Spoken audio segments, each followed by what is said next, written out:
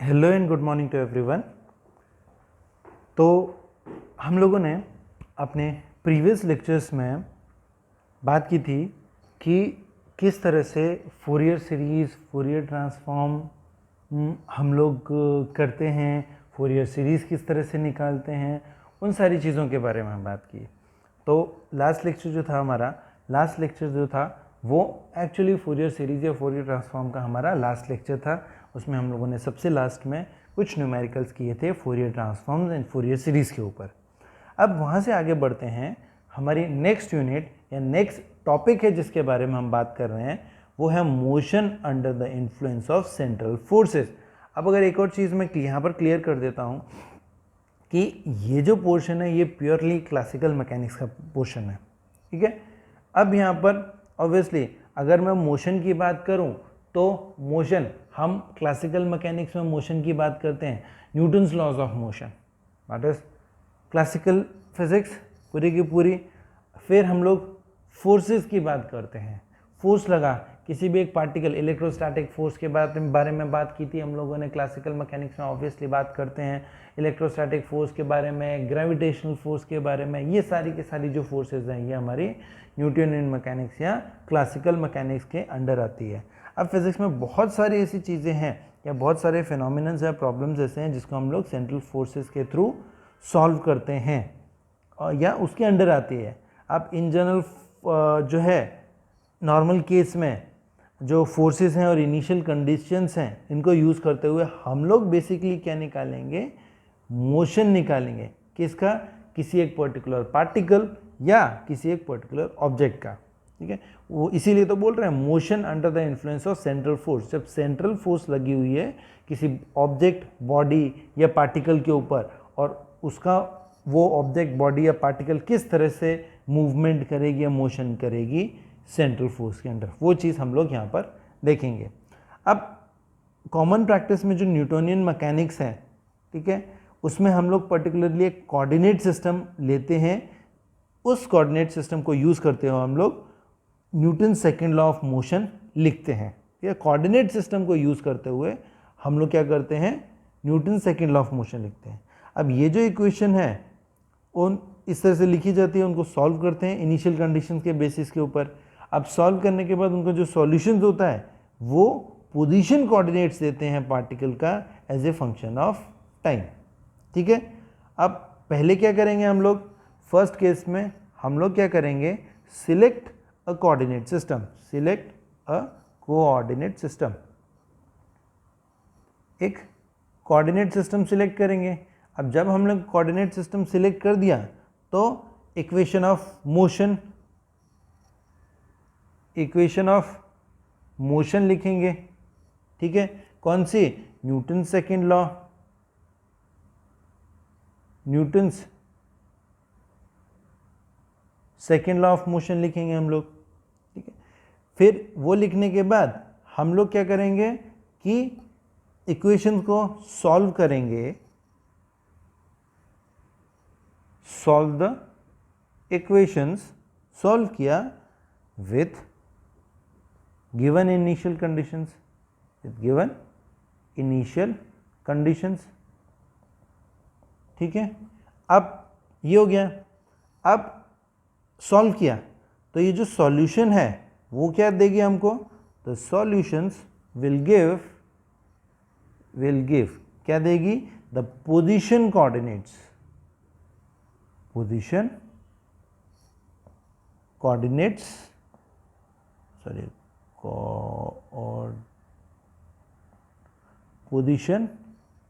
coordinates of particles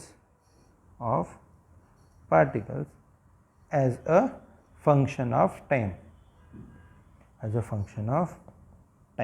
ठीक है। अब पोजीशन मिल गई तो दैट मीन्स अलग अलग टाइम पे, फंक्शन ऑफ टाइम है, अलग अलग टाइम पे अगर मुझे किसी भी एक पार्टिकल की बॉडी की पोजीशन मिलती है, दैट मीन्स अगर वो मोशन कर रहा है तो मुझे उसकी पोजीशन मिल गई। तो इजीली हम लोग उसकी जो मोशन है उसको स्टडी कर सकते हैं। अब जनरली हम लोग नॉर्मल केस में किसी भी ऑब्जेक्ट की ऑर्बिट या ट्रेजेक्ट्री के बारे में ज़्यादातर इंटरेस्टेड रहते हैं या पढ़ते हैं, ठीक है। अब मोशन पढ़ने से पहले हम ये देखेंगे, अब मोशन पढ़ रहे हैं सेंट्रल फोर्स के अंदर, बट एग्जैक्टली ये सेंट्रल फोर्स है क्या वो देखते हैं सबसे पहले हम लोग। सेंट्रल फोर्स, अब सेंट्रल तो ऑब्वियसली नाम सुन के क्या लग रहा है, सेंटर में है, बीच में है, और या तो बीच में लगती है या बीच से लगती है, कुछ इस टाइप का होना चाहिए। तो अगर इसकी डेफिनेशन की बारे में बोलूँ या इसको एक्सप्लेन करूँ तो बोल सकते हैं when a force acting on a particle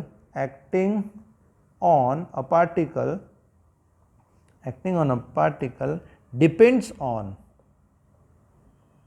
the distance of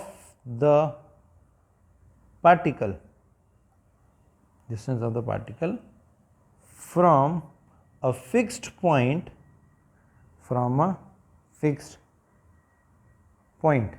and it does not depend on the angular position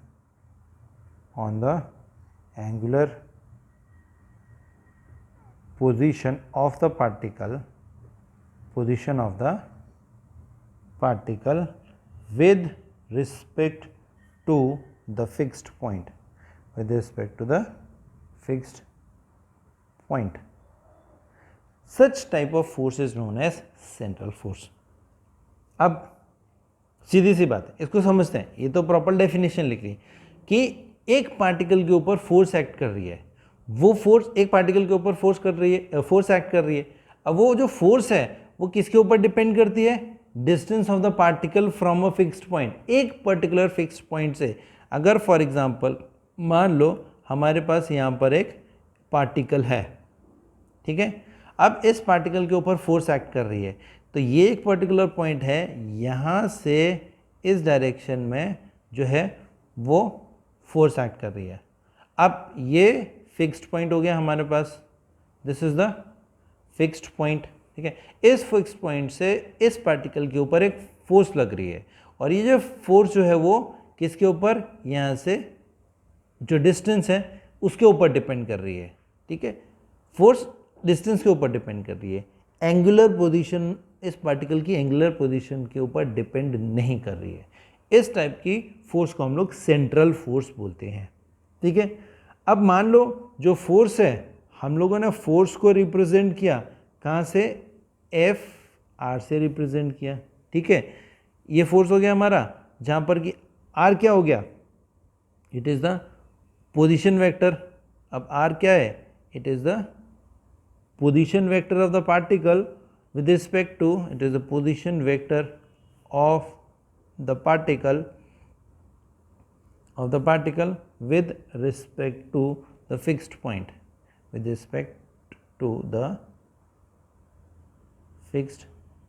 point, ठीक है। अब ये जो फिक्स्ड पॉइंट है, इस फिक्स्ड पॉइंट की वजह से फोर्स लगती है पार्टिकल के ऊपर। अब ये फोर्स सिर्फ और सिर्फ एक पर्टिकुलर डायरेक्शन में ही नहीं लग रही, ये फोर्स हर एक डायरेक्शन में जाएगी, बट एक्चुअली हमारा पॉइंट इस डायरेक्शन में है, यहाँ पर रखा हुआ है, तो इस पार्टिकल को यहाँ पर फोर्स लग रही है, ठीक है। तो ये फोर्स आउटवर्ड फोर्स है, बाहर की तरफ जा रही है, ठीक है। इसी तरह कुछ फोर्सेस ऐसे होते हैं जो इनवर्ड फोर्स भी लगते हैं, वो हम देखेंगे। दोनों केस में force is central force, but दोनों के फोर्स में स्लाइट डिफरेंस होता है। वो क्या होता है हम आगे देखते हैं, ठीक है। कि अब हमारे पास एफ ऑफ आर क्या हो गया, ये फोर्स हो गई, और आर क्या है हमारा, एक पोजीशन वेक्टर है पार्टिकल का, ठीक है। तो हम बोल सकते हैं कि जो फोर्स है इसको हम लोग किस तरह से रिप्रेजेंट कर सकते हैं, F of R into R. Let it be question number first. अब वहाँ पर क्या है, आर ये क्या हो गया, R is unit vector, R cap is unit vector in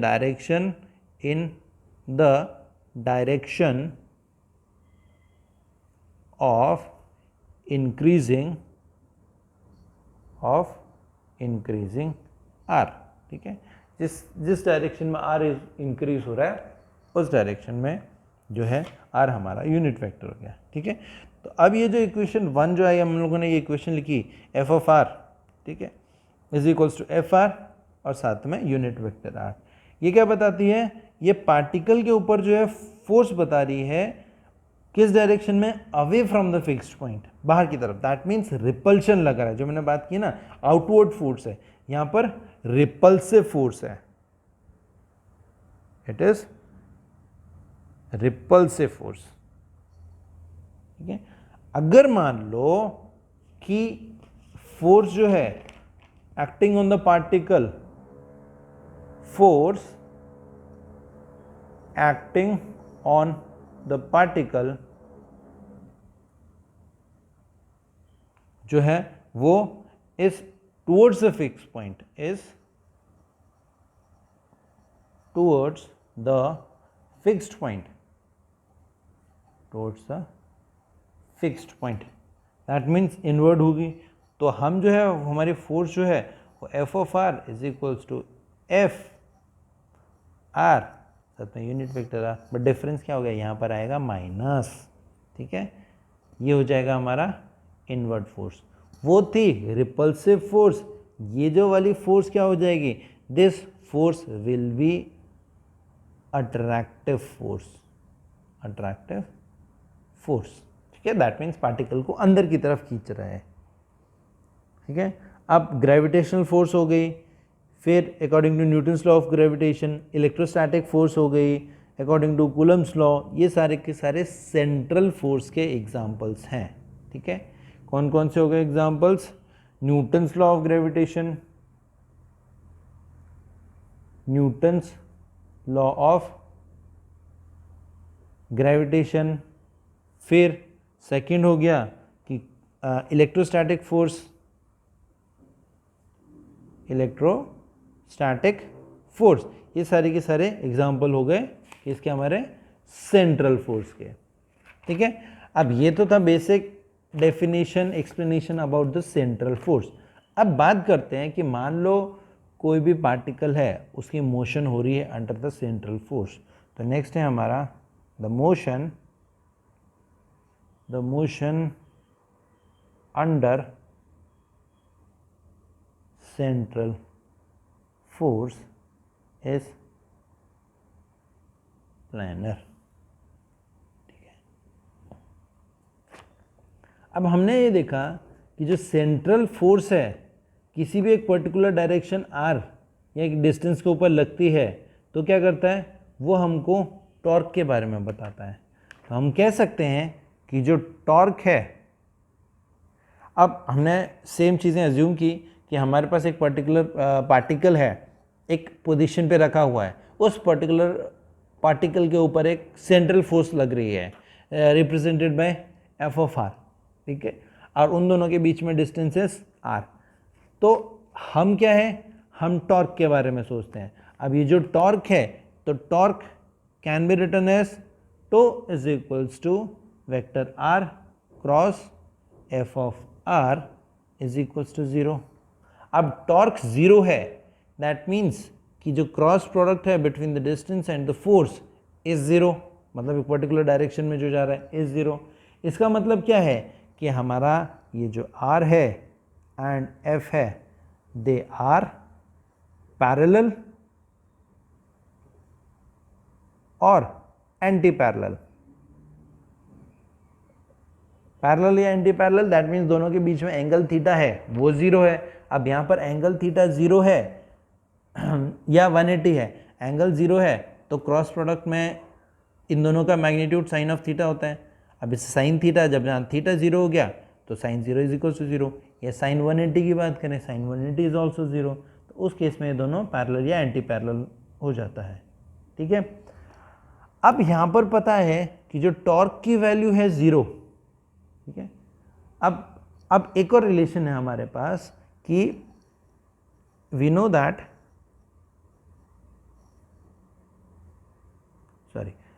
we know that, या if dl by dt is equals to tau, ये होता है where L is angular momentum, ये क्या हो गया, it is the angular momentum.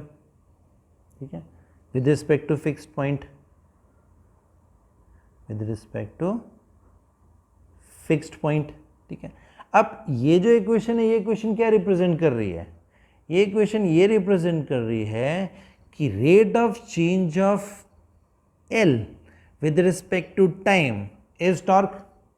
अब हमने अज्यूम किया कि मान लो rate of change of L with respect to time T is 0। ठीक है, अब ये 0 हो जाता है, दैट मीन्स कि हमारा जो एंगुलर मोमेंटम है वो चेंज नहीं हो रहा है। ठीक है, तो dl by dt is equal to 0। That means कि rate of change of l is या l is not changing, that means l जो है l is constant of motion, l is constant of motion, that means it is not changing when the particle is moving। ठीक है, अब हमको पता है कि जो हमारा एंगुलर मोमेंटम है L, वो कैसे रिप्रेजेंट करते हैं हम लोग? Vector R cross vector P। ठीक है, अब R क्या हो गया हमारा? Position vector. P क्या हो गया हमारे पास? मोमेंटम। अब R क्रॉस P जो है, दैट मीन्स इसका मतलब क्या हुआ कि L इज, अब ये जो एक्सप्रेशन है, ये एक्सप्रेशन क्या बताता है हमको? ये बताता है कि हमारा जो एंगुलर मोमेंटम है इज परपेंडिकुलर, ये L परपेंडिकुलर है जिस प्लेन में R और P है, is perpendicular to the plane in which R and P is, that means P जो है हमारा एंगुलर वो मोमेंटम हो गया m इंटू वी। अब हमको पता है कि L क्या है? कांस्टेंट है। ठीक है, तो जो magnitude and direction of L जो है वो चेंज नहीं होगा, तो जिस प्लेन में R एंड V है वहां पर पार्टिकल भी चेंज नहीं होगा। ठीक है, फिर से सुनो, L जो है कांस्टेंट है, तो मैग्नीट्यूड ऑफ L जो है वो चेंज नहीं होगा, तो जो प्लेन है जिसमें R और V, R मतलब position, V is velocity, particle है, वो भी चेंज नहीं होगी। इसका मतलब ये हुआ कि जो पार्टिकल है under the effect of central force, उसकी जो मोशन या ट्रेजेक्टरी है वो सिर्फ और सिर्फ एक ही प्लेन में है। तो बोल सकते हैं कि particle moving under the effect, the particle moving under the effect of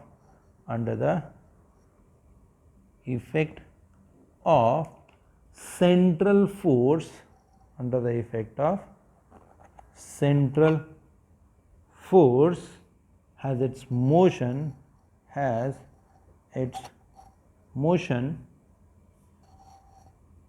in a plane, उसकी मोशन सिर्फ प्लेन के अंदर ही कन्फाइंड है, प्लेन से बाहर नहीं जाती है।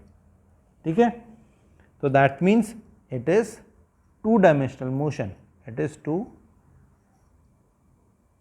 Dimensional motion. ठीक है, अब यहां पर जो है टू डायमेंशनल मोशन है, तो टू डायमेंशनल मोशन, एक ऐसी भी मोशन को रिप्रेजेंट करने के लिए हमको क्या चाहिए? एक कोऑर्डिनेट सिस्टम चाहिए।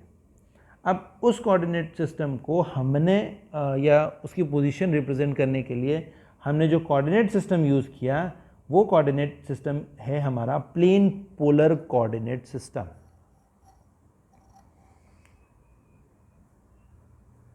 Let us take the plane polar coordinate system, that means उसमें सिर्फ एक R है और दूसरा आएगा थीटा। ठीक है, that means R and theta है। अब प्लेन पोलर कोऑर्डिनेट सिस्टम को हम लोग रिप्रेजेंट करते हैं, that means अब उसमें एक्सिस तो सिर्फ और सिर्फ दो ही है, ये आ गया। अब ये हमारे पास एक्सेस x है, ये हमारे पास एक्सेस y आ गया, ठीक है। अब यहाँ पर क्या है, हमारे पास जो है पॉइंट P यहाँ पर आ गया हमारे पास, this is the point P, और दूसरा जो पॉइंट Q जो है वो पॉइंट Q यहाँ पर है। अब जो पार्टिकल है, पार्टिकल की मोशन कुछ इस तरह से हो रही है। अब यहाँ से ओरिजिन तक लेके आते हैं, ये जो डिस्टेंस है ये ओरिजिन हो गया, ओरिजिन से यहाँ तक का डिस्टेंस पॉइंट P तक का, जो कि r और थीटा से रिप्रेजेंट हो रहा है, ये हो रहा है। अब पॉइंट P का जो एंगल है वो बना रहा है थीटा। अब थोड़ा सा मोशन हुआ, वो पार्टिकल Q पॉइंट पे गया, तो Q पॉइंट पे जाने के बाद ये जो पोजीशन है पॉइंट O से, वो है वो इस तरह से रिप्रेजेंट हो रहा है, ठीक है।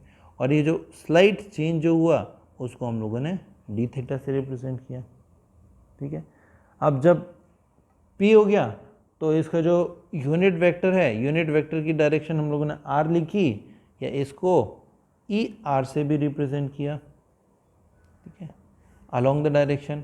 और इस डायरेक्शन में अगर परपेंडिकुलर डायरेक्शन में बात करें तो वो कर लिया ई थीटा, ठीक है। थीटा जिस डायरेक्शन में इंक्रीज हो रहा है उस डायरेक्शन में यूनिट वेक्टर ई थीटा, क्योंकि थीटा ऐसे जा रहा है, ये थीटा ऐसे जा रहा है, तो हमारा ये जो ई थीटा है वो भी ऐसे जा रहा है, ठीक है। अगर मान लो डिस्टेंस की बात करें तो डिस्टेंस की डायरेक्शन में हम लोगों ने आर या ई आर के फॉर्म में रिप्रेजेंट किया, ठीक है, पोजिशन। अब यहाँ पर अगर मैं बात करूँ कि जो एंगल है, एंगल में चेंज बहुत कम है डी थीटा, और यहाँ से मैं एक परपेंडिकुलर डाल रहा हूँ इस पे आर के ऊपर, तो ये जो डिस्टेंस है, अब यहाँ से जो मूवमेंट है वो बहुत ज़्यादा कम हुई, तो जो एंगल हो गया डी थीटा। अब नॉर्मल ट्रिग्नोमेट्री लगाओ, ये परपेंडिकुलर है, ये बेस है, ये हाइपोटेन्यूस है, तो उस केस में ये वाली जो साइड है वो क्या हो जाएगी, that will be R sine D theta.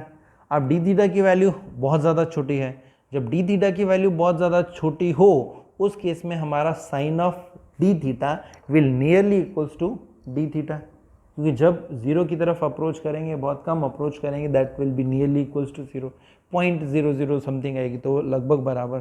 तो ये हम लोग लिख सकते हैं आर डी थीटा, ये आ गया।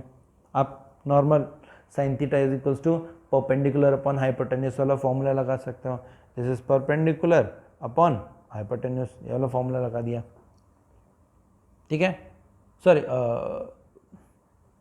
परपेंडिकुलर अपॉन हाइपोटेन्यूस, ठीक है, ये आ गया। अब अगर हम बात करें आगे, तो हम क्या कर रहे हैं, पार्टिकल की एनर्जी निकालेंगे सबसे पहले सिस्टम में।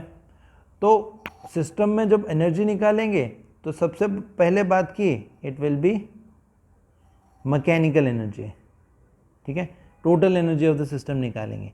तो जब सिस्टम में मैकेनिकल एनर्जी की बात की तो मैकेनिक्स में हम लोग इजीली एनर्जी की वैल्यू निकाल लेते हैं, ठीक है।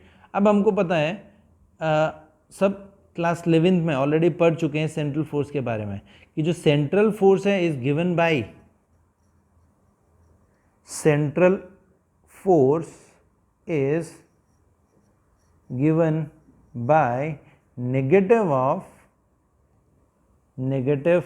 of gradient, negative of gradient of the potential energy, gradient of the potential energy V, ठीक है। तो हम लिख सकते हैं यहाँ पर कि F जो है, F ऑफ R जो है, that is equals to minus of gradient V, ठीक है।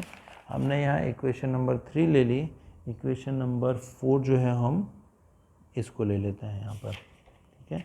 एंड ये जो इक्वेशन आई हमारी, late it be equation number 5, ठीक है। अब हमको पता है कि ये जो सेंट्रल फोर्स है it is conservative in nature, central force is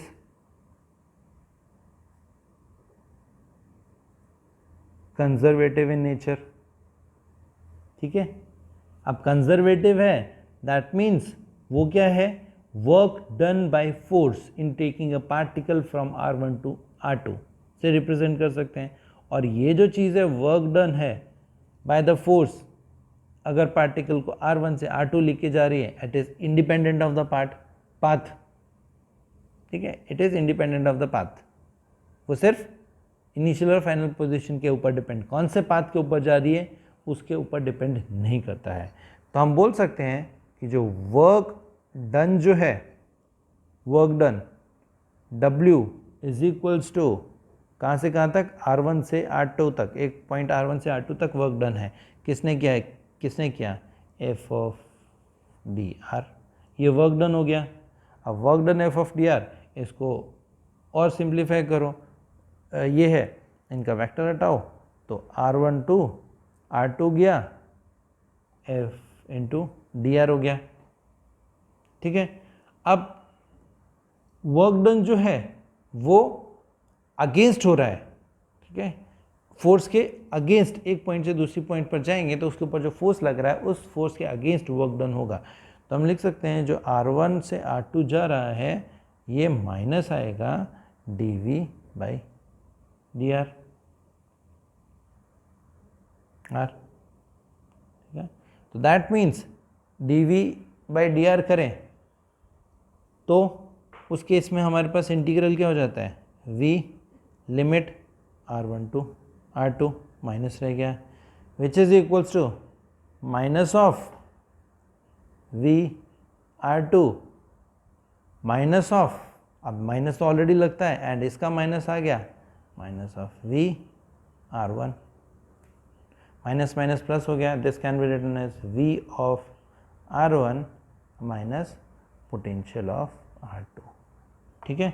ये हमारे पास क्या आ गया, हमारे पास वर्क डन, ठीक है, work done potential at R1 minus potential at R2। अब ये जो है ये इंडिपेंडेंट ऑफ द पाथ है जो कि R1 और R2 को ज्वाइन कर रहा है, सिर्फ पोटेंशियल के ऊपर डिपेंड कर रहा है, पाथ के ऊपर डिपेंड नहीं, क्योंकि यहाँ पर R कहीं नहीं है, ठीक है। अब हमको पता है कि जो कर्ल की बात करें, if curl of force is equal to 0, that means F क्या है, कंजर्वेटिव है। F जो आई, F is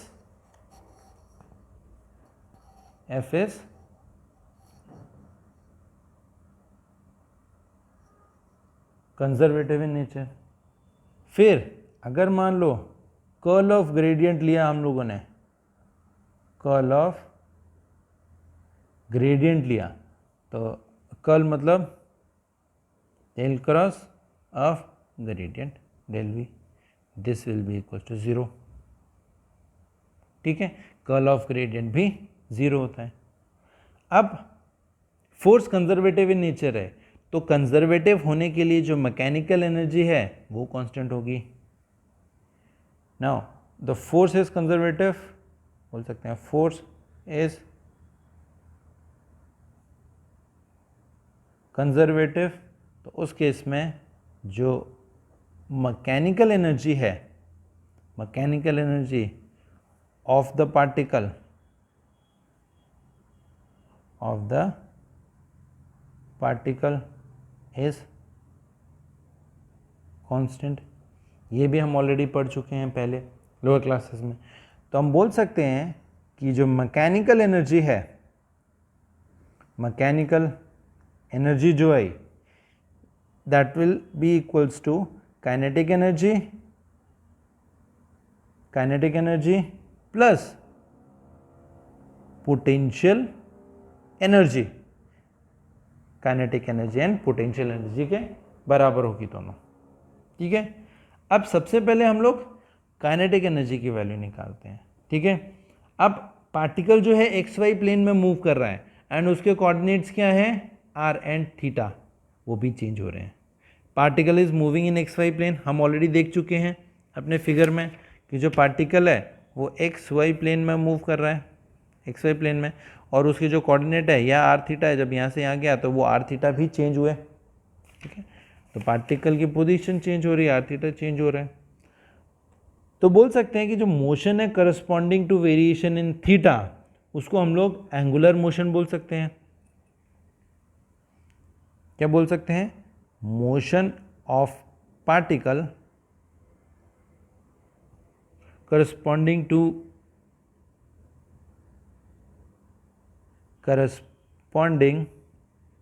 to variation in theta, corresponding to variation in theta, it is known as angular motion, angular or tangential,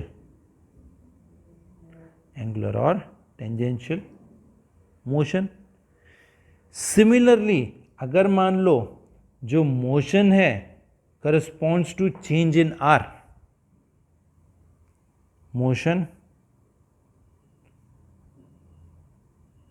corresponds to change in R, ठीक है, तो उस चीज को हम लोग क्या बोलते हैं?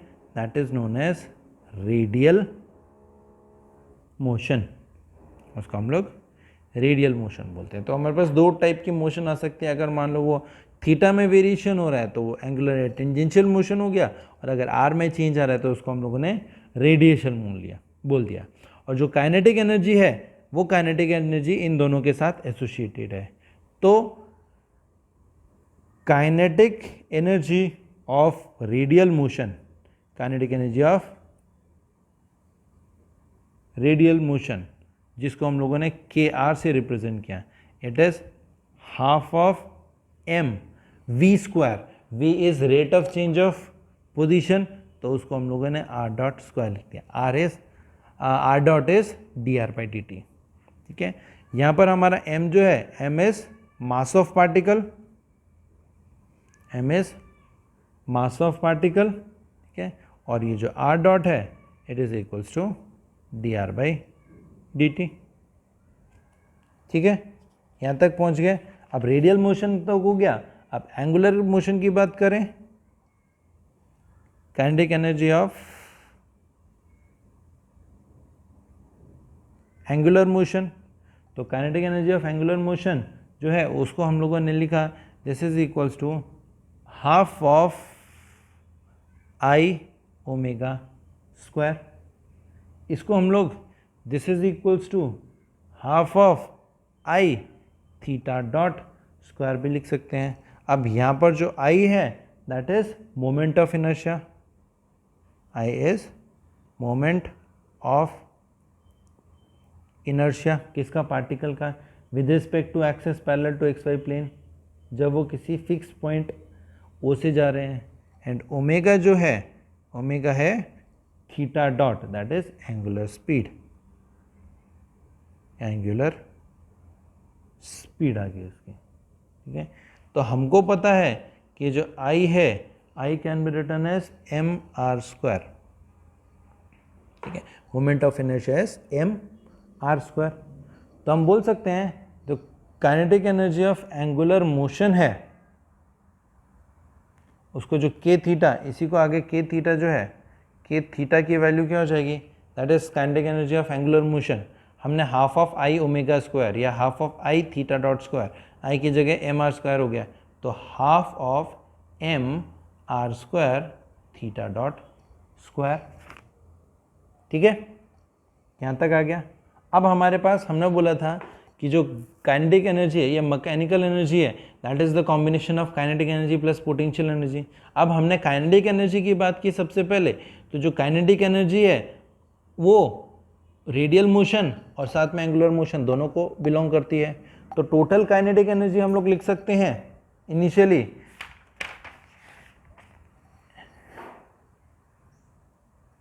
Total kinetic energy of the particle हम लिख सकते हैं के लिखा। अब ये जो टोटल काइनेटिक एनर्जी कौन सी होगी? दोनों, एक एंगुलर मोशन की हो गई और दूसरी जो है हमारी पहले वाली रेडियल मोशन की हो गई, दोनों हो गई। तो हम लिख सकते हैं this is equals to half of M R square, half of M R square theta dot square plus half of, ये एंगुलर मोशन की हो गई, ये रेडियल की आ गई, half of M R dot square. Let it be question number 6, ठीक है। अब टोटल मैकेनिकल एनर्जी जो है वो क्या हो गया, combination of both kinetic and potential energy. This is equals to, अब काइनेटिक एनर्जी ये आ गई हमारे पास, half of M R square theta dot square plus half of M R dot square plus potential energy हम लोगों ने V R लिख दी। Let it be question number 7। ठीक है, अब हमने देखा कि एनर्जी है दैट रिमेन्स कांस्टेंट। ठीक है, तो जो एनर्जी है इज कांस्टेंट, तो हम लोगों ने क्या किया, इसको डिनोट किया ई से। तो हम बोल सकते हैं कि ये जो है इसको हम लोगों ने ई से डिनोट किया, E is equals to half of M R dot square plus half of M R square theta dot square plus V R आ गया। Let it be question number 8। ठीक है, ये आ गया। अब हमने क्या किया, हमको पता है कि L क्या है, L is constant of motion, और E क्या है, E भी कांस्टेंट आ गया, तो E second constant of motion हो गया। L जो है हमारे पास फर्स्ट कांस्टेंट ऑफ मोशन है, जो कि हम लोगों ने अभी थोड़ी देर पहले देखा था, और E जो है ये क्या हो गया हमारे पास, सेकेंड कांस्टेंट ऑफ मोशन आ गया। ठीक है, तो अगर हम लोग क्वेश्चन नंबर 8 देखें, तो क्वेश्चन नंबर 8 जो है उसमें दोनों कोऑर्डिनेट्स आ रहे हैं, आर आ रहा है, आर आ रहा है एंड थीटा आ रहा है, आर एंड थीटा दोनों कोऑर्डिनेट्स हो रहे हैं। तो हम लोग जो है हम लोगों को क्या है कि इनमें से थीटा को निकालना है। तो थीटा को निकालना है तो हम क्या है, एंगुलर मोमेंटम को निकालेंगे। तो एंगुलर मोमेंटम जो है, angular momentum L is equals to I omega, which is equals to I की value M R square theta dot आ गया। ठीक है, तो यहाँ से थीटा डॉट की वैल्यू निकालो, थीटा डॉट क्या हो जाएगा, it is L divided by M R square. Let it be equation number 9, simple. अब ये जो थीटा डॉट की वैल्यू है यहाँ से उठा के हम लोगों ने इक्वेशन नंबर 8 में डाल दी है। तो from equation 8 and 9, that means कि 9 में से थीटा डॉट की वैल्यू उठा के इक्वेशन नंबर 8 में रखें। तो टोटल E जो है, E is equals to half of M R dot, sorry half of M R dot square, ये आ गया, plus half of M R square. अब थीटा डॉट स्क्वायर की वैल्यू तो ये हो जाएगा L square divided by M square, और आर स्क्वायर का square R raise to power 4 plus V R function of R.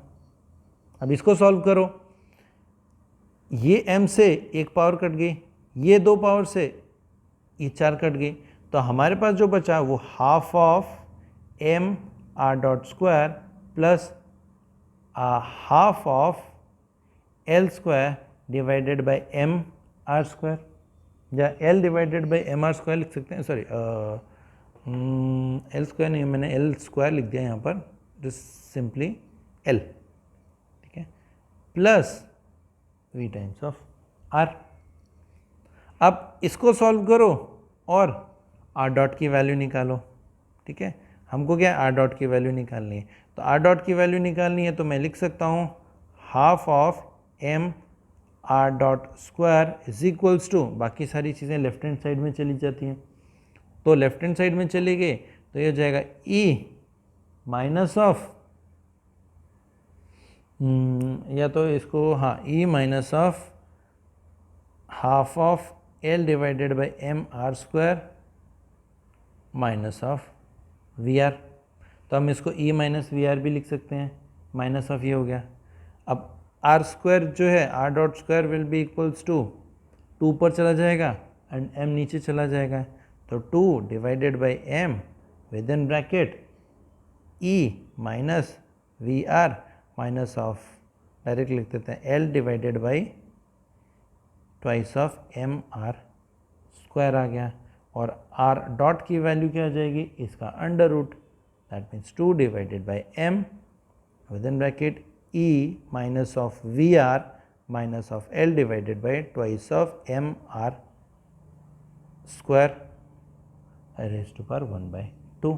ठीक है, यहाँ तक आ गया। अब हम क्या करेंगे, R डॉट निकाल दिया। अब इसको जब इंटीग्रेट करेंगे, अब हमने क्या किया, इसको इंटीग्रेट किया।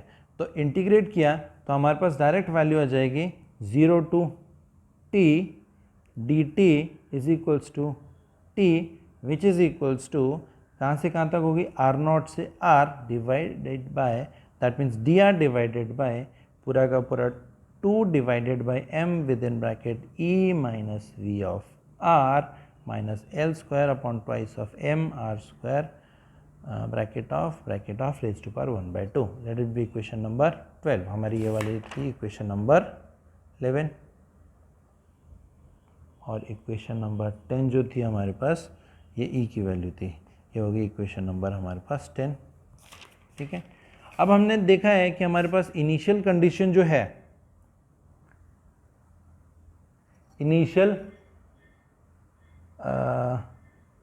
कंडीशन जो निकली r is equals to R not at t is equals to T not जो है। ठीक है, तो हमारे पास जो रिलेशन है वो r एंड t के बीच में रिलेशन निकला। ठीक है, तो थीटा और t के लिए निकालने के लिए हम क्या कर सकते हैं, we know that theta dot की वैल्यू हम लोगों ने निकाली थी इक्वेशन नंबर 9 में, l divided by m r square निकाला। इसको करो, इसकी मतलब क्या हुआ, d theta by D T is equals to L divided by m r square आया। तो d थीटा जो है उसकी वैल्यू क्या आई, d theta is equals to L divided by m r square D T हो गया। अब इसको इंटीग्रेट किया तो क्या हो गया, कहाँ से कहाँ तक, integrating from theta not to theta D theta it is equals to L divided by m, ये कॉन्स्टेंट है बाहर आ गया, अंदर गया integral 0 to t D T divided by R square, where r is function of t, function of t है। ठीक है, तो यहाँ पर अगर मैं वैल्यू डाल देता हूँ तो ये क्या हो जाएगा मेरे पास, that will be equals to theta minus theta naught, it is equals to L divided by m integral from 0 to t D T divided by R square. ठीक है, और यहाँ से थीटा जो है इट इज इक्वल्स टू, ये उधर चला जाएगा, theta not plus L divided by m integral 0 to t D T divided by R square which is function of t। अब यहाँ पर हम लोगों ने इनिशियल कंडीशन क्या उठी, इनिशियल कंडीशन क्या थी यहाँ पर, इनिशियल कंडीशन जो है वो इनिशियल कंडीशन जो थी वो theta is equals to theta not at t is equals to 0 था। ठीक है, तो हमारी प्रॉब्लम में हमने क्या लिया, t इज इक्वल्स टू 0 पे, t इज इक्वल्स टू 0 पे theta is equals to theta not and r is equals to r not, and r is equals to r not आया। तो हम क्या कर सकते हैं कि r जो है as a function of time t निकाल सकते हैं। ठीक है, अब ये जो है हमारी इक्वेशन नंबर 13 हो गई, इक्वेशन नंबर 12 हो गई। इस इक्वेशन नंबर 12 से हम लोग क्या निकाल सकते हैं, the value of time t, r is a function of time t, और हम इस r की वैल्यू यहाँ पर सब्स्टिट्यूट कर दें तो हमारे पास क्या है कि हमारे पास थीटा निकल जाएगा, theta is a function of time t। ठीक है, तो अगर हमारे पास इफ वी हैव, क्या आ गया, हमने e की वैल्यू निकाल ली इक्वेशन नंबर 11 से, हमारे पास L आ जाएगी एंगुलर मोमेंटम, हमारे पास R नॉट की वैल्यू आ जाएगी और हमारे पास थीटा नॉट की वैल्यू होगी। If we have these values we can solve any problem, कोई भी प्रॉब्लम सॉल्व कर सकते हैं। अब ये जो प्रॉब्लम है वो प्रॉब्लम मोशन ऑफ पार्टिकल को बिलोंग करती है। अब मोशन ऑफ पार्टिकल, वो पार्टिकल किसी भी फोर्स के अंडर, किसी भी सेंट्रल फोर्स के अंडर मूव कर रही है, उस सारी के सारी मोशन को, प्रॉब्लम को डिनोट कर सकता है। हम उसको इजीली उसकी मोशन निकाल सकते हैं। ठीक है, चलो आज के लिए इतना सफिशिएंट है। Thank you.